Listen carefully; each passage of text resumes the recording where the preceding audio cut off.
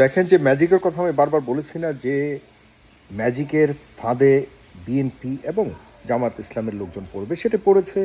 এবং ইতিমধ্যে এটির বড় প্রমাণ হলো যে হাদির হত্যাকারীকে দিয়ে যেভাবে একটি চক্র, সেই পলাতক চক্র যেভাবে হাদিকে হত্যা করিয়েছে এবং ভয়ঙ্কর ষড়যন্ত্র এবং খুব প্ল্যান ষড়যন্ত্র করে তাকে হত্যা করে বাংলাদেশ থেকে চলে যাওয়া, সব কিছু কিন্তু আপনার মনে রাখতে হবে পরিকল্পনার অংশ। এবং পুঙ্খানুপুঙ্খভাবে চমৎকারভাবে এই পরিকল্পনার অংশগুলিকে বাস্তবায়ন করা হয়েছে। ব্যবহার করা হয়েছে কাকে? ব্যবহার করা হয়েছে বিএনপির উকিলকে, ব্যবহার করা হয়েছে বাংলাদেশের যারা সীমান্ত রক্ষাকারী বাহিনী তাদেরকে, ব্যবহার করা হয়েছে হাদিকে, যে হাদিকে মারার জন্য হাদিকেই ব্যবহার করেছে। কারণ হাদির চারপাশে হাদির আপন লোক হিসেবে সে ছিল। হাদির সাথে এমন কথা বলেছে যে হাদি নিজে তার সাথে একা একা পর্যন্ত সময় কাটিয়েছে। কোনো একটা ভিডিওতে দেখেছি পাশাপাশি বসে তারা খুব হাস্যরস করছে এবং হাদির বিভিন্ন জায়গাতে হাদির সাথে গেছে। মাত্র কয়েক দিনের পরিচয় হাদির কতটা ক্লোজে চলে গেছে, এগুলো সব কিছু কিন্তু পরিকল্পনার অংশ। আমি এই কথাগুলিকে সবসময় প্রথম থেকে বলে আসছিলাম। ইভেন আমি কিন্তু আমার পূর্বের ভিডিওগুলি, আলোচনাগুলি আপনারা শুনলে সব পুঙ্খানুপুঙ্খ বোঝার চেষ্টা করলে আপনারা বুঝতে পারবেন। কারণ মাথা মোটা মানুষগুলোকে বোঝানোর কখনোই সম্ভব না। আপনারা দেখেন, আমি সবসময় বলে আসছি যে এই বিএনপি আর জামাত ইসলামের মুখোমুখি অবস্থানের কারণে সুযোগ পেয়ে যে বড় বড় ঘটনা ঘটবে বাংলাদেশে, এটি অপেক্ষা করছিলাম। দেখেন হাদির ঘটনাটা ঘটে গেল, আরও ঘটনা ঘটবে। তবে হাদির ঘটনা আমাদেরকে বড় ধরনের শিক্ষা দিয়ে গেছে। দেখেন, আমি শুরু থেকে কী বলছিলাম যে বিএনপি এবং জামাতের যে মুখোমুখি অবস্থানটাও কিন্তু ষড়যন্ত্রের অংশ। এখন কেউ কিন্তু আওয়ামী লীগকে গালি দেয় না। কি মজার বিষয় হলো, যেখানে যা ঘটে জামাত ইসলাম বলে বিএনপি, বিএনপি বলে জামাত ইসলাম, কেউ কিন্তু আর আওয়ামী লীগের কথা বলে না। কারণ আওয়ামী লীগের সবাই শত্রু, আওয়ামী লীগের সবাই খারাপ আমি এটা বলছি না। আওয়ামী লীগের কিছু কিছু মানুষ যারা শেখ হাসিনাকে ডুবিয়েছে, যারা আওয়ামী লীগকে পুঁজি করে, রাজনীতিকে পুঁজি করে হাজার হাজার কোটি টাকা কামিয়েছে, যারা এখন তাদের মানে ইনকামের রাস্তা বন্ধ হয়ে গেছে, পাগল হয়ে গেছে, তারা তাদের ইনকামের সারা জীবনের অর্জনের সামান্য কিয়দাংশ খরচ করে এখন এই দেশটাকে অস্থিতিশীল তৈরি করবার জন্য বা করবার জন্য তারা তৈরি করে যাচ্ছে। এই যে একটা ময়ূরপঙ্খী নাচানাচি করতেছে পশ্চিমবঙ্গে, এই সম্পূর্ণ আওয়ামী পেইড এজেন্ট। একদম তাকে ধরেন ওই দেশি মানুষ তো এক প্যাকেট দেয়, যে আমরা আগে বলতাম এক প্যাকেট সিগারেট, ব্যান্সন সিগারেট ওই পশ্চিমবঙ্গে যদি আমরা বাঙালিরা গিয়ে খুলে করতাম, তারা তাকিয়ে থাকতো। তো ওই কয়েক হাজার টাকা দেওয়ার পর দেখেন সে একদম পুরোপুরি পাগল হয়ে গেছে। তো তার কাছে এরকম মানে ছাত্রলীগের পলাতক অনেকে আছে যাদের পকেটের 10 ভাগের 1 অংশ দিয়ে পশ্চিমবঙ্গের পুরো মিডিয়া কেনা যাবে, এই টাইপের অবস্থা ওইসব জায়গায়। তো তাদেরকে দিয়ে এখন দেখা যাচ্ছে অস্থিতিশীল পরিবেশ তৈরি করবার জন্য মিডিয়াকে ব্যবহার করছে, ওখানকার প্রশাসনকেও দেখা যাচ্ছে ব্যবহার করবার চেষ্টা চলছে। এবং দেখা যাচ্ছে যে এই যে বর্ডারের একটা পাশ কিনে নিয়েছে, এখান থেকে যারা যারা যাবে ওখানে রিসিভ করবে। এই খুনিও শেষ পর্যন্ত গেছে, সেখানে রিসিভ করেছে, এদিক থেকেও যারা পাঠিয়েছে তারাও রিসিভ করেছে। এই যে বড় পরিকল্পনার অংশগুলি, আমি শুরু থেকে আরও কয়েকটা কথা বলেছিলাম যে আগের আওয়ামী লীগের সবাই নয়, বারবার বলছে, আওয়ামী লীগের যারা আওয়ামী লীগকে ডুবিয়েছে সেই নেতারা এবং সেই কর্মী লেভেলের অনেকে আছে যারা নেতার চেয়েও বেশি ইনকাম করেছে শুধুমাত্র আওয়ামী লীগের রাজনীতিকে বিক্রি করে করে, আওয়ামী লীগের সরকারের ভাবমূর্তিকে ক্ষুণ্ণ করে, নষ্ট করে, বিনষ্ট করে, ধ্বংস করে দেশকে অন্য দেশের কাছে বিক্রি করে শুধুমাত্র টাকার জন্য ক্ষমতায় থেকে যারা পকেট ভরেছে, তারা কিন্তু এখন খুব সুন্দরভাবে দেশ থেকে পালিয়ে খুব ভালো আছে। এই মুহূর্তে ব্যবহার করছে আমাদের দেশে যারা নিরীহ এখন পর্যন্ত আছে, তাদেরকে ব্যবহার করে তারা এখনও আবারও আগের জায়গায় ফিরে আসার চেষ্টা করছে।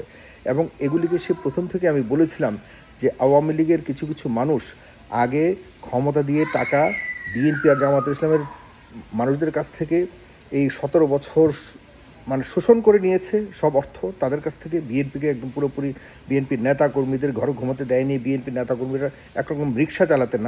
আমরা তো এসব নিউজ করেছি, অনেক খবর এসছে ঢাকা শহরে রিক্সা চালাচ্ছেন বিএনপির অনেক শিক্ষিত ছাত্র দলের, যুব দলের নেতা ঢাকায় রিক্সা চালায়। কারণ তাদের পকেটে পয়সা নাই, ইনকাম করবার জন্য কোনো যোগ্যতা থাকা সত্ত্বেও চাকরি নাই, চাকরি পাওয়া যাচ্ছে না। কারণ হলো তারা বিএনপি এবং যুবদল, ছাত্রদল করে। এসব কারণে কত গল্প, কত প্যাথেটিক স্টোরি আমরা শুনিয়েছি মানুষকে।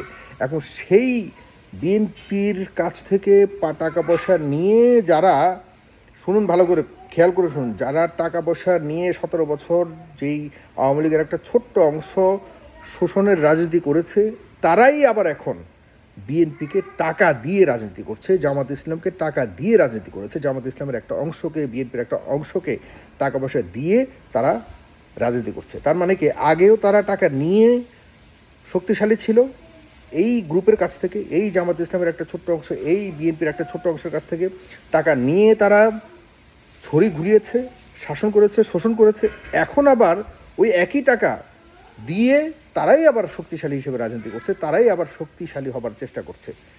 কিন্তু ওই যারা শোষিত হয়েছে তারা আগেও শোষিত হয়েছে, এখনও তারা সিস্টেমেটিক ওয়েতে শোষিত হচ্ছে। আগে চাপে শোষিত হয়েছে, এখন সিস্টেমেটিক ওয়েতে শোষিত হচ্ছে। এখন দেখা যাচ্ছে যে আপনি 5 টাকার যে উকিল 5 টাকা দিলে দাঁড়াতেন, তাকে 10 টাকা দাঁড়ায় যাচ্ছে। যে পুলিশ অফিসার খুব ভাব দেখাচ্ছে আমি 24-এর পক্ষের, আমি বাংলাদেশকে হ্যান করেঙ্গা ত্যান করেঙ্গা, আগের জায়গা থেকে চেঞ্জ করে আমি ভালো একটা বাংলাদেশের দিকে যেতে যাচ্ছি, বহুত কিছু বলা হচ্ছে। রাতের আধারে সেই পুলিশকে 1 টাকার জায়গাতে 10 টাকা বা 8 টাকা দিলে কিন্তু সে শুয়ে যাচ্ছে। এই হলো এখন বর্তমানে চলছে। আপনি দেখেন যেই লোকগুলিকে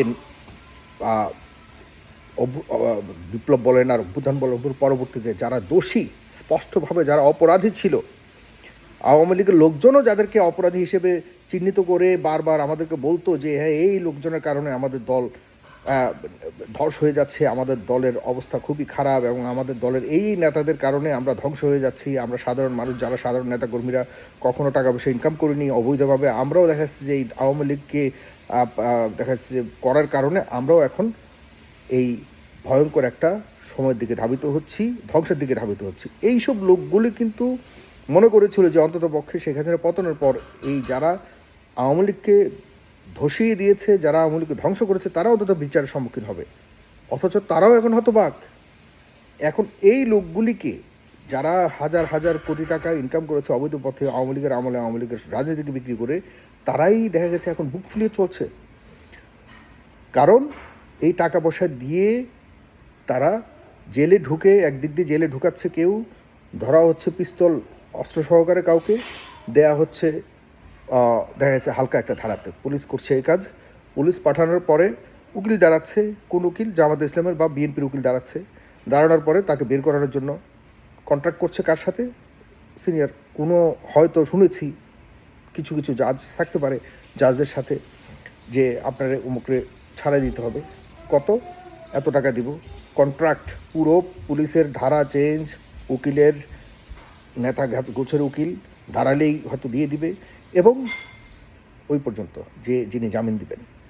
শুনেছি, সত্য হতে পারে, ভেরিফাই করলে পরে আমরা জানতে পারবো, বাট এরকম শুনতেছি।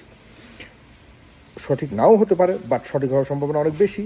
কারণ হলো এই ফয়সাল কিন্তু অস্ত্র মামলার আসামি ছিলেন। অস্ত্র মামলার বা যে কোনো মামলার 2টি বিষয়ে ধরা হয়। এক হলো নলেজ, আরেকটা হলো প্রমাণ।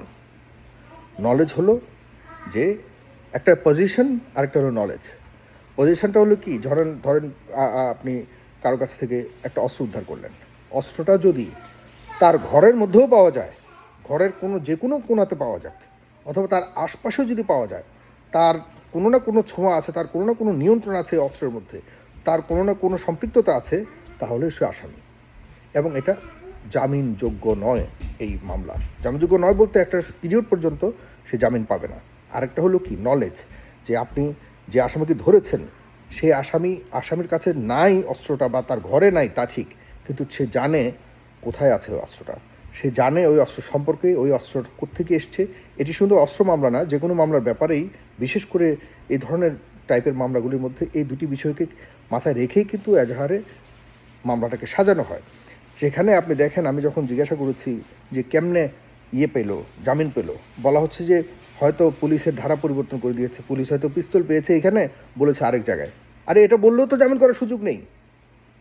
কারণ হলো আপনি আপনি যে ওখানে আবার সিজার লিস্ট আছে, তাকে তো ধরেছেন ওই অস্ত্রের কারণে, তো তাকে ধরেছেন। কিভাবে তাকে কয়েক সপ্তাহের মধ্যে জামিন দেয়? কিভাবে দিয়েছে? এটি পরিকল্পনার একটি অংশ অবশ্যই। এখন বলতে পারেন উকিল দাঁড়াবে, উকিল দাঁড়িয়ে যে কোনো জায়গাতে করতে পারে। আরে ভাই, তাহলে দোষীকে, যে ধারা পরিবর্তন করেছে, কোন ধারার উপরে জাজ জামিন দিয়েছে, কেন দিয়েছে, এটার জন্য জবাব দেওয়া হওয়া প্রয়োজন। কারণ এত জামিনযোগ্য ধারাই থাকবার কথা না এখানে। যেহেতু অস্ত্র সহকারে তাকে ধরা হয়েছে। যাই হোক, সেটি আরেকটা তবে এগুলি থেকে যদি শিক্ষা না নেওয়া হয়, দেখেন ইন্ডিয়াতে প্রতিনিয়ত বাংলাদেশে আমাদের সামনে ইলেকশন, ইন্ডিয়ার পশ্চিমবঙ্গে মারামারি চলতেছে ডেইলি। What is this? এটাই তো পরিকল্পনার অংশ। আরেকটা টিপু দাস, আমি মনে করি যে আমাদের দেশে কোনো ধরনের সংখ্যালঘিষ্ঠ, সংখ্যাগরিষ্ঠ, সংখ্যাগুরু এগুলি চলবে না। আমরা সবাই বাংলাদেশি, তবে হিন্দু ভাইদেরকে বলি, হিন্দু ভাই বা সংখ্যালঘু সম্প্রদায়ের তথাকথিত এই টাইপের কথা আমি নাম উচ্চারণ করতে চাই না। আমরা সবাই বাংলাদেশি হিসেবে বলতে চাই। হিন্দু, বৌদ্ধ, খ্রিস্টান সবাই বাংলাদেশি। বাংলাদেশ সবার আগে বাংলাদেশের জন্য হাদি প্রাণ দিয়েছে, বাংলাদেশের জন্য 24 হয়েছে, বাংলাদেশের জন্য 71 হয়েছে।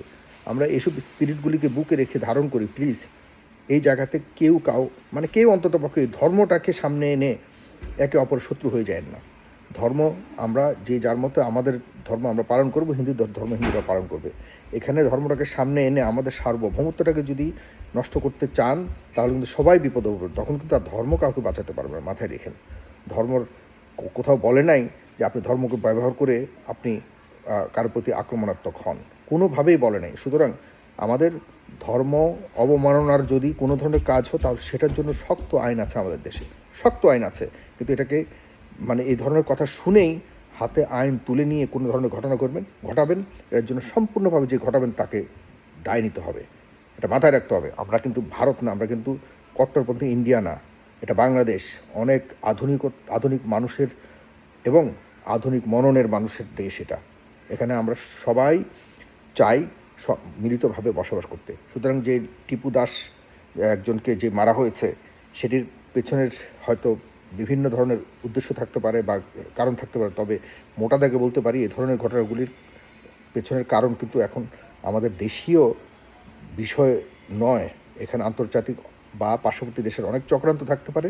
সবাইকে সাবধান হতে হবে। অবশ্যই যদি টিপু দাসের অন্যায়ভাবে যে কোনোভাবেই হোক তাকে এভাবে নৃশংসভাবে হত্যা করে, তাদেরকে অবশ্যই বিচারের সম্মুখীন করতে হবে। এটা হলো আমাদের প্রশাসনের দায়িত্ব।